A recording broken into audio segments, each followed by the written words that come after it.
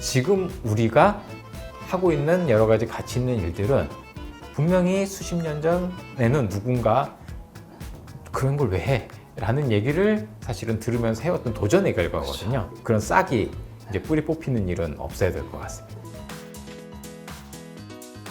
안녕하세요. 김작가TV 작가이치의 코너입니다. 오늘의 책은 바로 이제부터 일하는 방식이 달라집니다 입니다. 그 일본이 잃어버린 20년 네. 뭐 이런 얘기 많이 하잖아요. 네네. 그 일본의 실패를 통해서 우리가 일하는 방식에 있어서 좀 뭔가 참고해야 될 것들도 있을까요?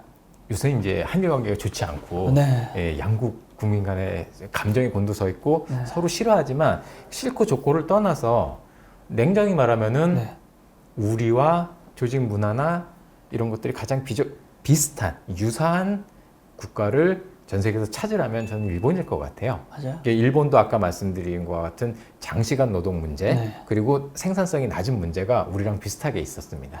여러 가지로 우리랑 비슷한 점이 많다는 점에서 우리는 참고를 해야 될 텐데 2016년에 일본에 좀 중요한 사건이 있었던 게 그러니까 정부가 나서가지고 사기업의 일하는 방식을 개혁하자라는 운동에 나섰습니다. 그래서 일하는 방식 개혁을 담당하는 우리로 치면 장관까지 설치를 해가지고 정부에서 앞장서가지고 일하는 방식을 바꾸기 시작했고 그 여러 기업들도 거기에 동참을 했습니다. 그랬는데 그게 이제 벌써 몇 년이 지난 지금 시점에서 돌아보면은 성과가 있었느냐라고 보면 약간 좀 실망스러운 것 같은데 참여한 기업은 상당히 늘었는데 실제적으로 거기에 만족한 기업은 그렇게 크지 않았고 특히 거기 참여한 기업들에 다니는 구성원들, 그러니까 일하는 사람들은 오히려 불만을 가진 사람, 그러니까 일하는 방식 개혁을 사실 싫어할 이유는 없잖아요. 네. 근데 싫어하는 사람들까지 많이 생겼거든요. 지금 와서 돌아보면은 이게 성공하지 못했다. 비슷한 문화와 이제 기업 체질을 가진 우리가 일하는 방식을 바꿔갈 때 일본이 그럼 왜 제대로 안 됐을까? 일본의 일하는 방식 개혁이 거기에서 많은 힌트를 얻고 교훈을 저는 얻을 수 있다라고 생각합니다. 저는 이제 크게 두 가지라고 생각하는데 그 일본 기업들한테 물어봤습니다. 일하는 방식 개혁을 위해서 어떤 조치를 취했느냐?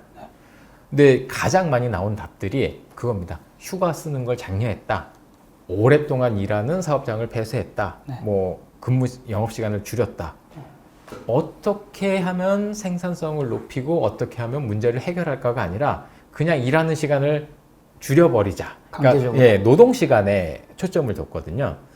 노동 시간은 어떻게 보면 최종적으로 나온 결과일 뿐이지 사실 중요한 거는 이 사람들이 오래 일할 수밖에 없는 그 근본 원인이 뭐냐 이거를 사실은 캐야 되는데 그렇게 급하게 진행을 하다 보니까 일본 기업들의 상당 부분은 노동 시간에 초점을 뒀고 그것이 성과로 이어지지 못했다라고 봅니다. 아니 이거 우리나라랑 비슷하잖아요. 주 52시간. 비슷한 얘기 아닌가요? 그러니까 우리도 이제 전 동일한 문제가 있다라고 보는 게 주 52시간이 부각되면서 일하는 방식이 바뀌어야 된다고 이게 이야기가 나온 건 좀 조금 잘못됐다라고 생각합니다. 주 52시간은 당연히 법적으로 당연히 중요한 거고 앞으로 이제 일과 삶의 균형이라든가 여러 측면에서 저는 지켜져야 되고 바람직한 방향이라고 보는데 거기에 접근하는 방식은 그러니까 우리의 일하는 시간을 무조건 줄이자가 아니라 왜 우리는 주 52시간으로 부족한가? 뭐가 잘못됐는가 이걸 파고 들어야 되는데 그런 측면에서 접근은 일단 조금 우리도 좀 앞으로 바꿔나가야 되지 않을까라는 생각을 하고요. 이제 두 번째 이제 일본이 왜 잘못됐느냐, 충분한 성과를 거두지 못했느냐라는 걸 보면은 실제 일하는 사람들을 일하는 방식 개혁에 참여시키지 못했다라는 게 좀 중요한 문제라고 생각합니다. 일본 기업에 다니는 사람들이 일하는 방식 개혁에 상당히 불만을 가지고 있다. 근데 불만의 원인을 이렇게 물어보는 제가 설문을 살펴봤는데 가장 많은 대답이 그거였습니다. 아니 일찍 가라는데 일찍 갈 만큼 일이 줄지 않았다. 그냥 덮어놓고 일은 그대로 하면서 집에 일찍 가라고 하니 뭐 어쩌라는 거냐. 이런 응답이 가장 많았고 두 번째로 많았던 건 되게 현실적인 문제인데 나 잔업수당이 줄었다. 이게 일찍 쫓아버리니까 나는 이걸 고정급이라고 생각을 했는데 이게 줄었는데 이거에 대해서 회사는 보전을 해주거나 뭔가 설명을 하거나 이런 거 없이 그냥 덮어놓고 해라 이런 식으로 했으니까 이제 사람들이 냉소적인 거죠. 뭐 일은 하도 바꾸지 않고 난 수입은 줄고 뭐 어쩌라는 거냐 이러면서 이제 불만이 커졌다라고 볼 수 있는데 저는 기본적으로 일은 일하는 사람하고 완전히 분리할 수는 없고 일을 바꿔가는 건 일하는 사람하고 같이 바꿔가야 된다고 생각을 합니다. 그래서 참여를 시키는 게 저는 무엇보다 중요하다고. 우리가 일본에게 배울 수 있는 거는 네. 노동 시간만 볼 게 아니라 노동 시간이 길어지게 되는 그런 원인, 이것을 좀 근본적으로 파야 되고, 네. 두 번째는 실제 일을 가장 잘 알고 있는 사람은 현장에서 일을 하는 그 사람들이다. 그렇죠. 그 사람들을 최대한 참여시키는 게 저는 가장 중요하다고. 자, 방금 전에 원인이라 말씀하셨는데 네. 그럼 대한민국의 원인은 뭔가요? 한국만의 특화된 그 요인으로 본다면 저는 크게 한 3가지 정도를 꼽고 싶은데요. 첫 번째는 이제 아직도 이제 권위적인 문화. 이게 이제 일을 비효율적으로 만드는 그쵸. 큰 원인 중에 하나라고 봅니다. 그래서 비효율이 권위주의에 의해서 조직의 계층이 불필요하게 늘어나고 네. 나의 의견, 개선에 대한 의견을 내지 못하게 만들고 고객이 아니라 권위를 가진 상사에게 집중을 하게 만들면서 네. 상당히 큰 문제가 발생하고 있다라고 보고, 두 번째는 이제 좋으면서도 또 뭔가 잘못 운영되고 있는 우리의 성과주의가 상당히 좀 문제가 있다라고 봅니다. 사실 성과주의는 나쁜 게 아니고 그쵸. 좋은 거죠. 성과주의는 전제가 있는 게 네. 성과를 정확히 정해야 하는 것에서부터 시작을 해야 되는데, 사실 우리 기업은 아직도 정량 목표, 성과를 정하는 거에 대해서는 아직은 좀 낯설거나 익숙치 못한 경우가 많이 있고, 대신에 이제 상대 평가를 한다라는 그 프레임, 껍데기만 들어서 운영하는 경우가 많습니다. 상대 평가를 하긴 하는데 그걸 성과로 하는 게 아니라 네. 잘못된 걸 성과로 하는 거죠. 결국은 아까 말씀드린 야근하는 사람이 열심히 하는 거야. 야근 많이 하는 사람. 어떻게 보면 성과가 아닌 태도. 그러니까 아웃풋이 아닌 인풋으로 사람들을 평가하거나 아니면은 권위를 지닌 상사가 나와의 친소 관계, 내가 좋게 보는 사람을 위에 올리고 뭐 이제 이런 식으로 운영되는 것도 상당히 다양한 비효율의 원인이 되고, 그렇게 상대 평가가 성과가 아닌 다른 걸로 좌우되게 되면은 동료만 거꾸로 뜨리면 내가 올라가는 이런 문제가 생길 수도 있다는 점에서 우리의 성과주의가 보다 성과를 정의하는, 그러니까 상대 평가뿐만 아니라 무엇이 진정한 성과인가를 규정하는데 좀 더 이제 초점을 두지 못했던 것이 저는 많은 비효율의 원인이라고 생각합니다. 그렇죠. 사실 이게 평가를 하고 보상이 제대로 안 이루어지면 네. 그 한 사람에게 있는 게 아니라 문제가 있는 게 아니라 그걸 본 사람들도 일을 하는 의욕을 굉장히 많이 잃더라고요. 예. 어차피 평가 제대로 안 될 건데. 예. 이제 그런 측면에서 저는 상당히 문제가 있을 수 있다고 보고, 마지막으로는 저는 일터에서 인간에 대한 존중이 조금 사라지고 있는 것도 상당한 비효율의 원인이 되고 있다고 봅니다. 어쩔 수 없는 건데 고용 유연화라든가 이런 것들이 그 중요한 과제로 부각되면서 앞서 말씀드린 대로 근속은 점점 짧아지고 평생 직장이라는 개념이 사라지고 이러면서 비효율의 여러 원인 중에 하나는 제가 아까 개인의 사육이라고 말씀드렸는데, 개인이 굳이 조직을 위해서 기여하는 게 아니라 일에서 나의 사리사욕을 추구하는 게 일단 우선이다라는 생각, 그리고 그런 과정에서 그런 인재들, 사리사욕을 가진 어떻게 보면 사이코패스에 가까운 그런 사람들이 더 성공을 하게 되는 그런 모습들이 이제 커지면서 많은 문제들이 발생하고 있다고 생각합니다. 그래서 그런 측면에서 불필요한 경쟁이라든가, 진짜 성과가 아니더라도 이걸 내가 보여줌으로써 나만 인정받으면 되는 거야. 이제 그런 측면들이 상당히 많이 발생하고 있다고 봅니다. 일하는 방식을 이제 우리가 바꾸고자 하는 거잖아요. 네. 근데 일하는 방식을 바꾸고자 할 때 또 잊지 말아야 할 것들은 또 있을까요, 혹시? 우리가 이제 일하는 방식을 바꾼다라고 할 때 크게 생각하는 게 생산성. 생산성은 결국 투입분의 산출이죠. 얼마를 투입했는데 얼만큼을 얻었느냐. 이제 이 비율에 따라서 생산성, 효율성이 정해지는데, 여기 접근하는 생산성을 높이는데 방식은 2가지가 있습니다. 분모인, 투입을 줄임으로써 생산성이 높아질 수가 있고요. 분자인, 산출을 늘림으로써 생산성이 높아질 수가 있는데, 많은 경우에 분자를 키우는 것보다 분모를 줄이는데 사람들이 초점을 둡니다. 그렇죠. 왜냐하면 그게 쉽거든요. 그래서 우리가 효율화를 한다라고 할 때 그냥 무조건 비용을 절감하거나 혹은 사람들을 쳐내는 이런 식으로 접근하는 경우가 많은데, 저는 이것은 이제 조직이 성장하는 데는 크게 도움이 되지 않는다라고 봅니다.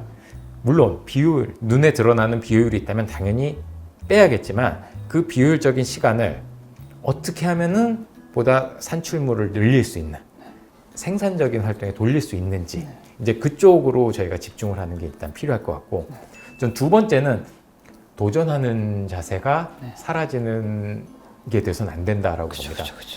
아, 일을 효율화한다. 일하는 방식을 바꾼다라고 할 때 제일 먼저 타겟이 되는 성과가 없는 걸로 판단하는 게 많은 경우에 그런 겁니다. R&D 조직을 줄이거나 미래 사업을 개발하는 조직이 지금 당장 성과가 없다라는 이유로 이제 일하는 방식을 바꾸는 과정에서 많이 제거가 되고 이러는데 그런 조직은 미래도 없어집니다.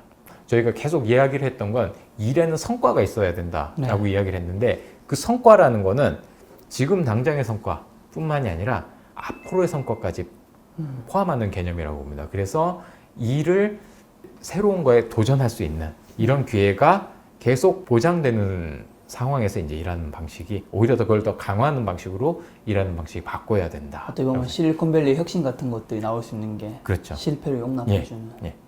일론 머스크 같은 경우에 다양한 실험을 하고 있는데 그걸 사실 우리가 생산성이라는 측면에서 보면은 상당히 많은 것들이 없어야 되는데 근데 사실 역사는 그런 사람들이 만들어 왔고 지금 우리가 하고 있는 여러 가지 가치 있는 일들은 분명히 수십 년 전에는 누군가 그런 걸 왜 해? 라는 얘기를 사실은 들으면서 해왔던 도전의 결과거든요. 그런 싹이 이제 뿌리 뽑히는 일은 없어야 될 것 같습니다.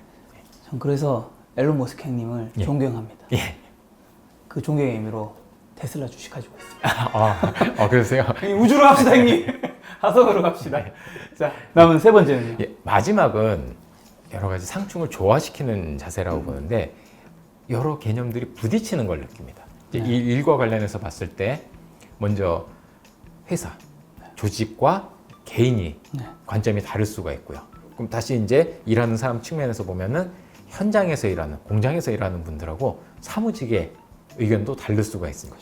같은 직군에 있어도 임시직, 계약직하고 정규직이 또 이제 성과라는 측면, 일의 성과라는 측면에서 보면 방금 우리가 이야기했던 대로 과거의 성과, 현재의 성과, 미래의 성과가 충돌할 수도 있고 이렇게 일을 저희가 생각을 하다 보면은 너무 다양한 관점들이 부딪히고 충돌하고 모순이 되고 그러는데 결국 이제 우리가 일의 본질에 다가가고 일하는 방식을 바꾼다는 거는 그중 어느 하나를 선택한다라는 개념은 아닌 것 같고 제 생각에는 어떻게 하면 공통 분모를 늘려가느냐.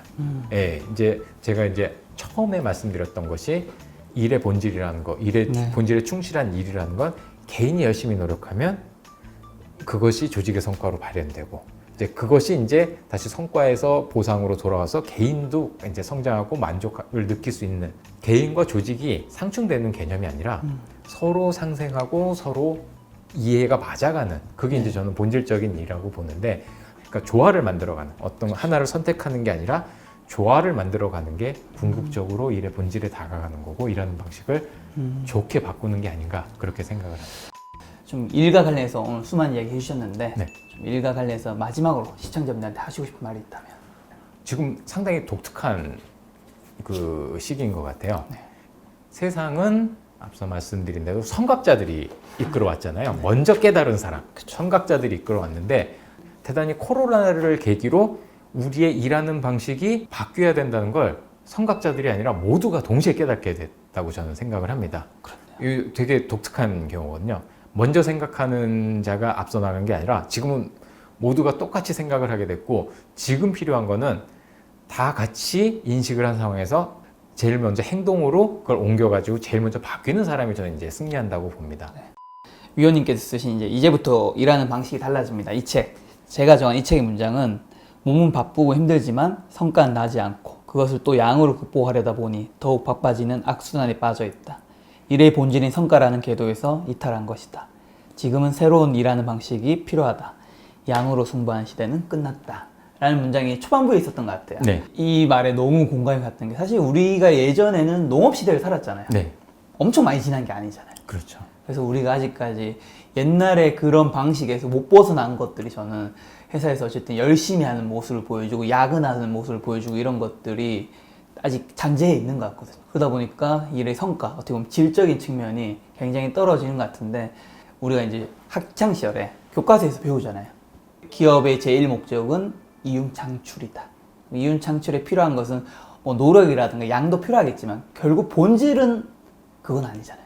결국 본질은 질인 거고 얼마나 좋은 성과를 내느냐인데, 옛날 사고방식에서 좀 벗어나서 내가 이 일을 얼마나 잘할 것인가, 열심히는 진짜 별로 중요한 게 아니라고 생각하는 게, 사실 유튜브도 네. 보면 굉장히 열심히 하는 사람들이 많아요. 근데 사랑 못 받는 유튜버들도 굉장히 많단 말이죠. 근데 만약에 그분들이 그런 마음 가지고 있어요. 나 이렇게 열심히 노력하는데 왜 안 알아줘? 근데 그렇게 말하면 사실 해결할 수 있는 게 저는 아무것도 없다 생각하거든요. 사랑받는 사람과 사랑 못 받는 사람에는 분명히 뭔가 차이가 있을 거고, 그 차이는 어쨌든 내가 노래를 잘 부르든 되게 맛있게 먹든 아니면 많이 먹든 아니면 말을 잘하든 뭔가가 있는 거잖아요. 네. 자꾸 노력으로 얘기하는 거는 굉장히 나이가 어린 시절에 아니면 구시대적인 좀 발상이라 좀 생각을 해요. 결국 노력을 통해서 내가 무엇을 잘하고 있고 그 무기를 내가 무엇을 가지고 있고 그걸 가져야지 회사 안에서도 인정받을 수 있지만 회사를 나와서도 인정받아서 자기 평생 직장이 아닌 평생 직업이 좀 생길 수 있는 게 아닐까라는 생각이 드는 두 시간이었습니다. 예. 그 뭔가를 네. 다들 찾고 만들어 가셨으면 좋겠네요. 또 아이러니하게 근데 그 뭔가를 찾는 데는 이 양이 또 필요하다라. 예. 언제나 저는 질은 양을 통해서 나온다고 생각하거든요. 맞습니다. 양질 전환의 법칙이. 그렇죠. 아, 양 그런 것도 있나요? 그런 비슷한 얘기. 뭔가요? 예. 그리고 또 이제 또 양떼기라는 말이 경남 쪽의 방언이라고 제가 들었는데, 어느 정도 양이 돼야 질 있는 게 나온다라는 그런 방언이 그걸 양떼기라고 표현하는 것 같더라고요. 저는 너무 예. 공감합니다. 예. 어느 정도 저는 이 질에는 예. 어느 정도의 양은 좀 필요한 예. 것 같아요. 근데 우리 모두가 자꾸 이 양에 내가 이만큼 노력했는데 예. 여기에 치중하는 거는 아니다. 그렇죠. 질을 만들어내기 위한 양이지 양을 위한 양은 이제 소용이 없겠죠. 오늘 만나뵌 손님은 이제부터 일하는 방식이 달라집니다의 저자 강승훈 의원님이었습니다. 지금까지 여러분 소중한 시간 함께 해주셔서 정말 감사합니다. 오늘도 김 작가였습니다. 고생 많으셨습니다. 감사합니다.